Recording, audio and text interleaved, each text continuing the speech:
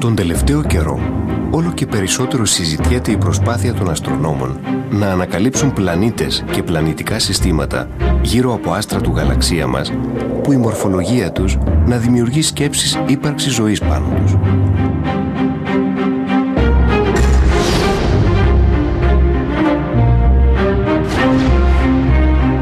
Αρχικά υποθέτουμε ότι η ζωή που αναζητάμε θα πρέπει να είναι βιολογικά όμοια με αυτήν της Γης, η υπόθεση που γνωρίζουμε πως πιθανότατα δεν είναι σωστή. Αυτό σημαίνει ότι προκειμένου να αναζητήσουμε εξωγήινους φύλους στα πέρατα της δημιουργίας, θα πρέπει να γνωρίζουμε πως είναι δομημένη η βιολογία τους. Γεγονός αδύνατο. Όπως πιστεύουμε σήμερα, δεν είναι δυνατόν να υπάρχει ζωή στα αστέρια εφόσον οι συνθήκες που επικρατούν σε αυτά δεν ευνοούν τη δημιουργία ζωής. Ζωή, και μάλιστα ευφυής, μπορεί να δημιουργηθεί μόνο σε πλανήτες κάποιων μακρινών πλανητικών συστημάτων που αγκαλιάζουν αστέρια είτε του γαλαξία μας ή άλλων μακρινών γαλαξιών του σύμπαντος. Και πάλι όμως, οι πλανήτες αυτοί δεν είναι δυνατόν να ευνοήσουν την ανάπτυξη ζωής βιολογικά όμοια με της Γης αν δεν πληρούν κάποιες ειδικές συνθήκες που θα περιγράψουμε στη συνέχεια.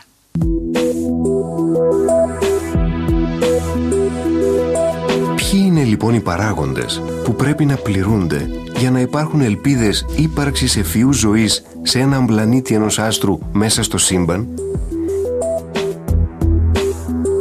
Απάντηση στο ερώτημα αυτό προσπάθησε να δώσει ο Frank Donald Drake μέσω μιας συνάρτησης στατιστικής μορφής, η οποία είχε ως μεταβλητές της εκείνους τους παράγοντες που σύμφωνα με τα δεδομένα της εποχής μας καθορίζουν την πιθανότητα ύπαρξης άλλων πολιτισμών μέσα στο γαλαξία μας. Έτσι, αν συμβολήσουμε με νη τον πιθανό αριθμό των υπαρχόντων πολιτισμών, η συνάρτηση του Drake είναι η ακόλουθη. Νη ίσον R, FP, FE, NE, FK, FI, FC, L. Ας δούμε όμως τι περιγράφει και τι τιμές μπορεί να πάρει κάθε ένας από τους παράγοντες της προηγούμενης συνάρτησης. Ο παράγοντας R δηλώνει το ρυθμό δημιουργίας νέων αστεριών στο γαλαξία μας κάθε χρόνο. Ο παράγοντας αυτός θεωρούμε ότι έχει περίπου την τιμή 10, εφόσον τόσα δέχεται η σύγχρονη αστροφυσική πως είναι τα νέα αστέρια που δημιουργούνται στο γαλαξία μας κάθε χρόνο.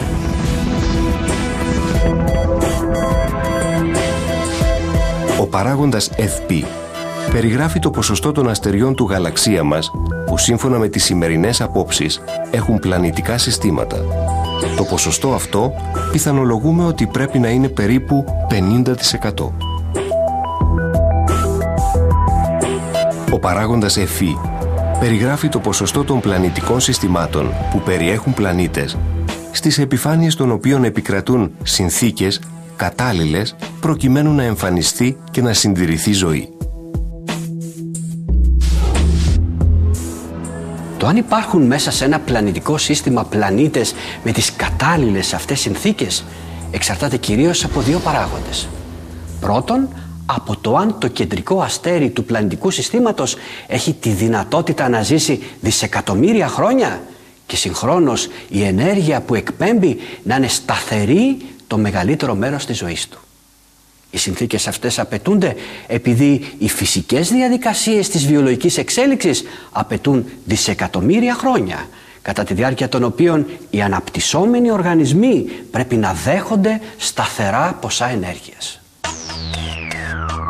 Ένας δεύτερος περιορισμός, ο οποίος και καθορίζει τη δυνατότητα ενός πλανήτη να γίνει λίκνος ζωής, σαν τη Γη είναι η απόστασή του από το κεντρικό αστέρι του συστήματος, που αποτελεί και την κύρια πηγή ενέργειάς του. Όπως έχουμε συμφωνήσει σήμερα, ονομάζουμε οικόσφαιρα ένα σφαιρικό τσόφλι γύρω από το αστέρι, που αν κάποιος πλανήτης βρεθεί μέσα του, τα ποσά ενέργειας που θα δέχεται είναι ακριβώς αυτά που απαιτούνται προκειμένου να δημιουργηθούν οι προϋποθέσεις γέννησης ζωής. Αυτό σημαίνει ότι ένας πλανήτης μπορεί να είναι φορέας ζωής μόνο αν τύχει να βρίσκεται μέσα στα όρια της οικόσφαιρας του αστέρα του συστήματος. Οι παράγοντες όμως που απαγορεύουν την ύπαρξη ζωής σε έναν πλανήτη δεν τελειώνουν εδώ. Εφόσον θα πρέπει να αποκλείσουμε την ύπαρξη ζωής σε πλανήτες που το κεντρικό αστέρι του πλανητικού συστήματος είναι μέλος διπλών ή πολλαπλών συστημάτων. Και δυστυχώς τα μισά περίπου αστέρια ανήκουν σε τέτοια διπλά ή πολλαπλά συστήματα. Οι πλανήτες τέτοιων συστημάτων εκ των πραγμάτων άλλοτε θα πλησιάζουν πάρα πολύ τα αστέρια του συστήματος και άλλοτε θα απομακρύνονται σε μεγάλες αποστάσεις.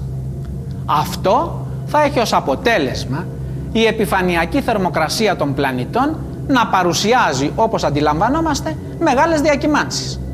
Τέτοιες που θα δυσκολεύουν την ύπαρξη ζωής αν δεν την αποκλείουν εντελώς. Σήμερα, αν λάβουμε υπόψη μας όλα τα προηγούμενα, καταλήγουμε στο συμπέρασμα ότι ο παράγοντας Fe που περιγράφει όλα τα προηγούμενα έχει τιμή περίπου ίση με 10%.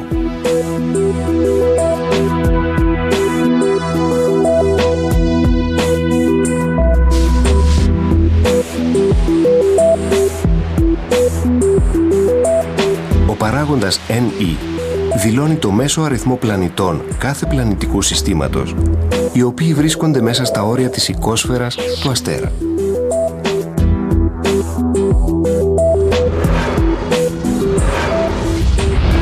Με βάση τα δεδομένα του δικού μας πλανητικού συστήματος, στο οποίο μόνο 3 πλανήτες βρίσκονται γενικά μέσα στα όρια της οικόσφαιρας, δηλαδή η Γη, ο Άρης και η Αφροδίτη, δεχόμαστε για τον παράγοντα αυτό την τιμή 1 έως 3.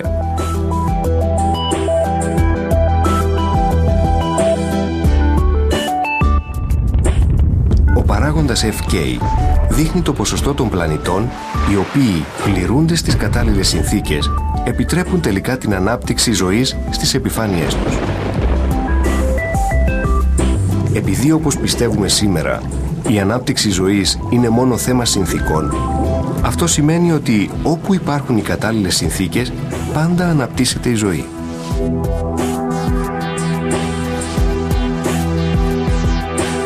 Ως εκ τούτου, στον παράγοντα αυτόν δίνουμε την τιμή 100%.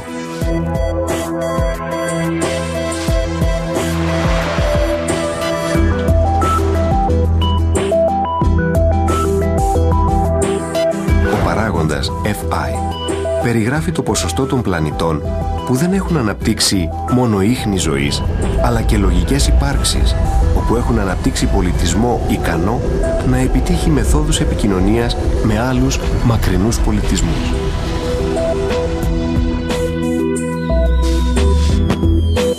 Επειδή το παράδειγμα του δικού μας πολιτισμού μας έχει διδάξει ότι η ζωή έχει την τάση να οργανώνεται ταχύτατα σε όλο και πιο πολύπλοκες, άρα και λογικές μορφές, δίνεται στον παράγοντα αυτόν η τιμή 100%.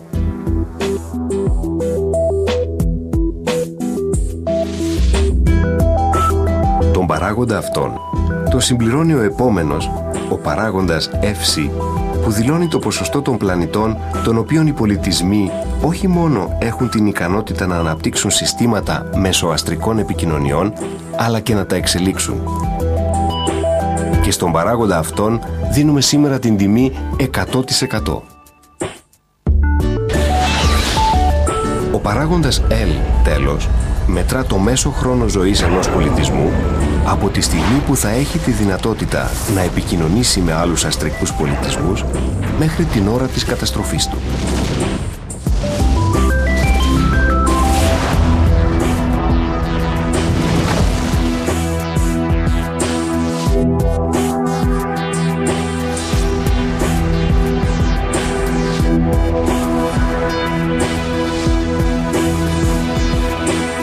Όπως είναι φανερό, από τους παράγοντες που εμπλέκονται στη συνάρτηση του Drake, οι 4 πρώτοι αφορούν την αστροφυσική, οι 2 επόμενοι τη βιολογία και οι 2 τελευταίοι την κοινωνιολογία.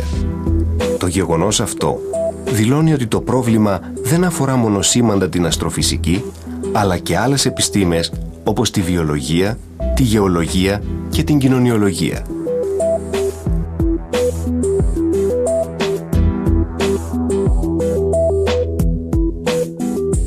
Αν θέλουμε τελικά να υπολογίσουμε μία πιθανή τιμή του νη, του αριθμού δηλαδή των πιθανών πολιτισμών που υπάρχουν στο γαλαξία μας, αρκεί να τοποθετήσουμε τις προηγούμενες τιμές στους παράγοντες που υπησέρχονται στη συνάρτηση του Drake. Έτσι θα έχουμε νη ίσον εν δεύτερο L, όπου νη ή ίσον 1.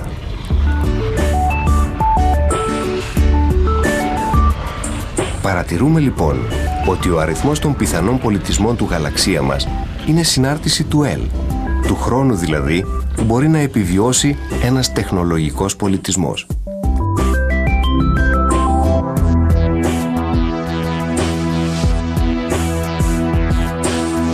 Αν χρησιμοποιήσουμε ως παράδειγμα τη Γη, όπου ο τεχνολογικός μας πολιτισμός έχει φτάσει περίπου τα 100 χρόνια ζωής, L ίσον 100, τότε ο αριθμός των πολιτισμών που πιθανόν να υπάρχουν στο γαλαξία μας πρέπει να ξεπερνάει τους 50.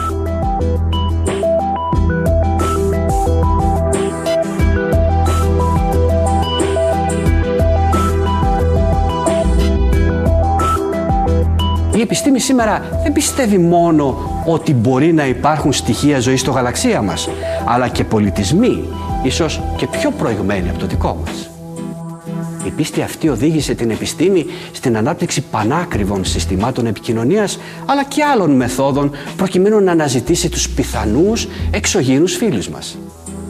Επειδή είναι πρακτικά αδύνατον να κατασκευαστούν ραδιοτηλεσκόπια που να συλλέγουν συγχρόνως ακτινοβολίες όλων των μυκών κύματος, οι αστρονόμοι έπρεπε να σκεφτούν σε ποια μήκη κύματος πιθανόν να στέλνουν τα μηνύματά τους οι υποθετικοί εξωγήινοι πολιτισμοί. Αφού λοιπόν το υδρογόνο είναι το κυρίαρχο στοιχείο στο σύμπαν, ήταν λογικό να καταλήξουμε στο συμπέρασμα ότι ένας εξελιγμένος εξωγήινος πολιτισμός, ο οποίος θα είχε τη δυνατότητα μιας διαστρικής επικοινωνίας, θα γνώριζε οπωσδήποτε το μήκος κύματος των 21 εκατοστών του υδρογόνου.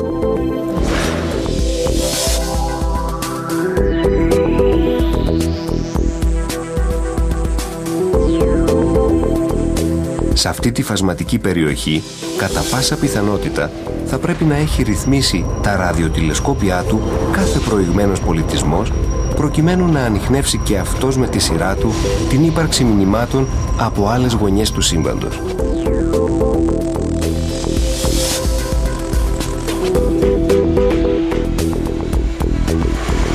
Τον Απρίλιο του 1960, ο διάσημος αστρονόμος Frank Donald Drake ρύθμισε το ραδιοτηλεσκόπιο του Green Bank στο μήκος κύματος των 21 εκατοστών του υδρογόνου, αναζητώντας απεγνωσμένα ραδιοσύματα μέσω του γνωστού προγράμματος OSMA 1.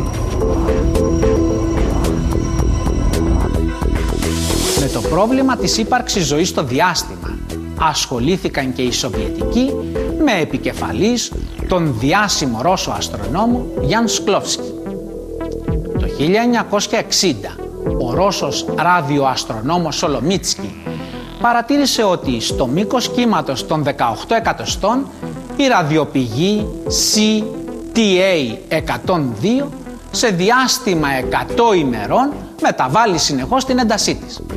Αργότερα όμως η ραδιοπηγή αυτή αναγνωρίστηκε σαν ένας ημιαστέρας, ένας κβάζαρ, και οι ελπίδες που πρόσχερα είχαν αναζωπηρωθεί για ένα εξωγήινο σήμα μηδενίστηκαν.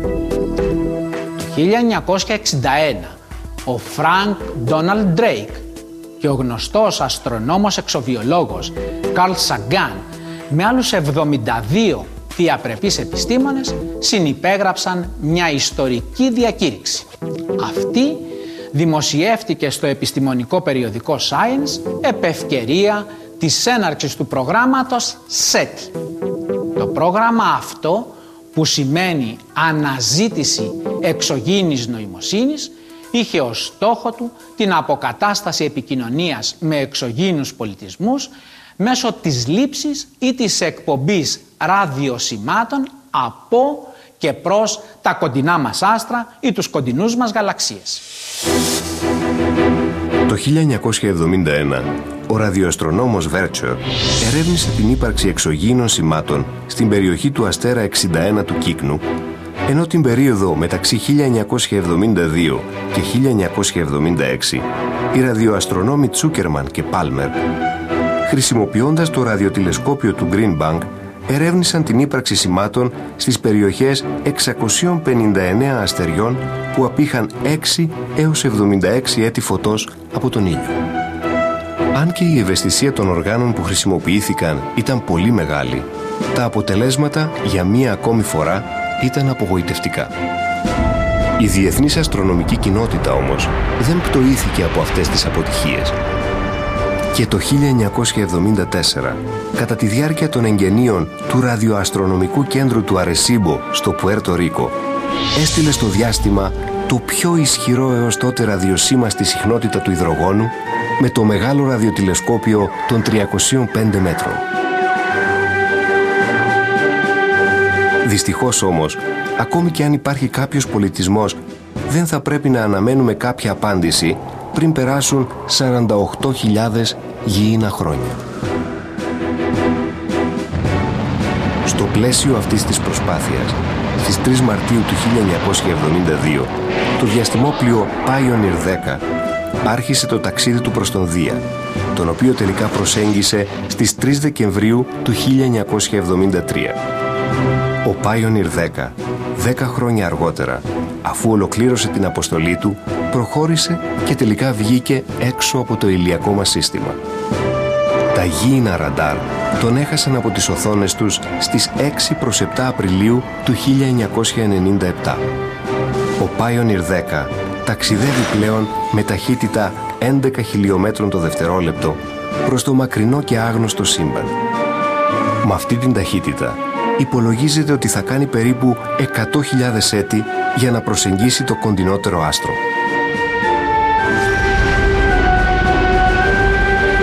Με την ελπίδα λοιπόν ότι το διαστημικό αυτό όχημα μπορεί να περισυλλεχθεί από κάποιον εξωγήινο πολιτισμό, στην κεραία του έχει τοποθετηθεί μια μικρή αλουμινένια πλακέτα διαστάσεων 15 επί 22,5 εκατοστών, ανοδιωμένη με χρυσό.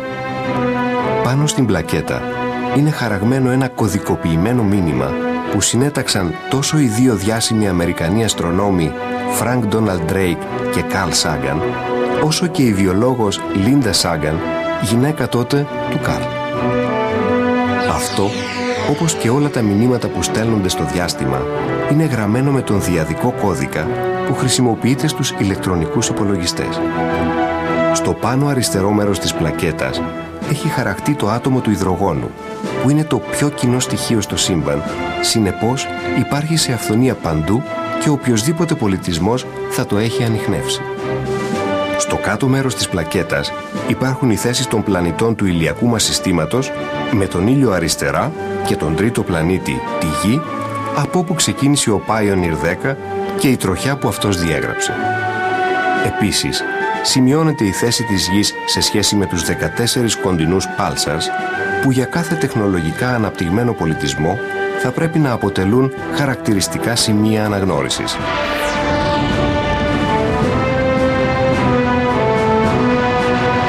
Πάντως και σχετικά πρόσφατα, το Νοέμβριο του 1995, οι αξιωματούχοι της NASA κάλεσαν το κοινό να στείλει τις υπογραφές του για ένα διαστημικό ταξίδι. Έτσι, πάνω από 600.000 υπογραφές, καθώς και ίχνη από πατούσες μωρών και κατοικίδιων ζώων, αποτυπωμένα σε κάποιον δίσκο ηλεκτρονικού υπολογιστή, ταξιδεύουν στο διάστημα. Οι προσπάθειες όμως αποκατάστασης επαφής με κάποιον εξωγήινο πολιτισμό πήραν μια άλλη μορφή όταν στις 20 Αυγούστου του 1977 στάλθηκε στο διάστημα με τον Voyager 2 ένας μοναδικός στο είδος του χάλκινος ακουστικός δίσκος μακράς διάρκειας που είχε τον τίτλο «Ήχοι της Γης». Ο δίσκος αυτός διαμέτρου 30 εκατοστών που επινοήθηκε από τον Carl Sagan παίζεται στις 16 και 2 τρίτα στροφές το λεπτό με διάρκεια 2 ωρών. Ο ακροατής αυτού του δίσκου μπορεί να ακούσει μια επιλογή από 116 γήινους ήχους, μεταξύ των οποίων τον ήχο του ανέμου, τον κυματισμό της θάλασσας, ήχους βατράχων, φαλενών, μηχανημάτων, καθώς και της εκτόξευσης ενός πυράβλου τύπου Κρόνος 5. Εκτός των προηγούμενων ήχων υπάρχουν χαιρετισμοί σε 55 γλώσσες του πλανήτη μας, μεταξύ των οποίων και στην ελληνική. Ο Καρλ Σαγκάν, ο εμπνευστής αυτού του μηνύματος, παρομοίασε τον δίσκο σαν ένα μπουκάλι ριγμένο στον διαστημικό ωκεανό, όπως ακριβώς το μπουκάλι με το σημείωμα που ρίχνει στην απέραντη θάλασσα κάποιος ναυαγός από το ερημονήσι του. Όμως, εκτός όλων των άλλων εκούσιων μηνυμάτων που στάλθηκαν προς τα άστρα από τους ραδιοαστρονόμους, υπάρχει και ένα άλλο είδος μηνύματος που στέλνουμε άθελά μας προς το διάστημα.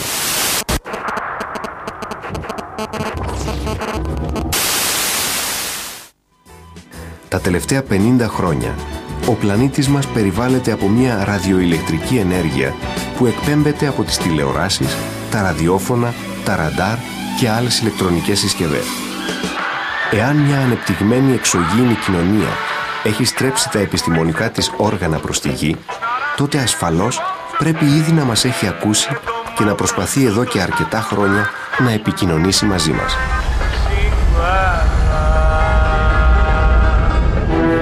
Το 1985 άρχισε το πρόγραμμα META, ενώ τον Απρίλιο του 1992 η NASA εγγενίασε ένα νέο δεκαετές πρόγραμμα αναζήτησης ζωής στο σύμπαν, συνέχεια του προγράμματος SETI.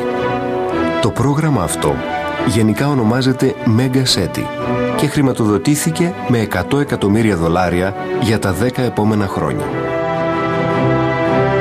Στο πλαίσιο αυτής της προσπάθειας, το ραδιοτηλεσκόπιο του Αρεσίμπο, καθώς και αρκετά άλλα που βρίσκονται διασκορπισμένα στα 2 ημισφαίρια της Γης, άρχισαν από τα μέσα του 1992 την αναζήτηση εξωγήινων πολιτισμών υπό την καθοδήγηση 100 περίπου επιστημόνων της NASA. Όλοι μας παρακολουθούμε με αγωνία την προσπάθεια της επιστήμης να ανακαλύψει νέους πλανήτες σε μακρινά πλανητικά συστήματα άλλων αστεριών. Έχουμε όμως σκεφτεί σοβαρά τι εννοούμε με τον όρο ζωή πάνω στο μικρό θαυμάσιο πλανήτη μας? Το ότι οι διαστάσεις του σύμπαντος είναι 4 και το πραγματικό σύμπαν βρίσκεται έξω από τον κόσμο των ανθρώπινων αισθήσεων διαφοροποιεί την έννοια της ζωής όπως τη γνωρίζαμε μέχρι σήμερα. Το ότι το κάθε τι που αντιλαμβάνονται οι αισθήσεις δεν αποτελεί παρά μια ατελή απεικόνηση μιας πραγματικότητας έξω από τις δυνατότητες των αισθήσεών μας. Μήπως δίνει μια νέα διάσταση στον όρο ζωή? Ήρθε, πιστεύουμε, η ώρα η νέα μεγάλη επιστημονική επανάσταση των θετικών επιστημών να γονιμοποιήσει το κορμί όλων των άλλων συναφών επιστημών. Αυτό δεν είναι έργο μόνο των ειδικών, αλλά καθενός από εμάς που έχουμε αντιληφθεί, ο καθένας με τον τρόπο του, τη νέα αυτή συμπαντική αλήθεια. Η ιστορία διδάσκει ότι οι μεγάλες πολιτισμικές επαναστάσεις γονιμοποίησαν τις κοινωνίες μόνο όταν έγιναν κτήμα όλων των ανθρώπων. Ας γίνουμε λοιπόν όλοι μας απόστολοι αυτού του νέου πολιτισμικού ρεύματος. Ενός πολιτισμικού ρεύματος που τόσο ανάγκη έχει όλη η ανθρωπότητα.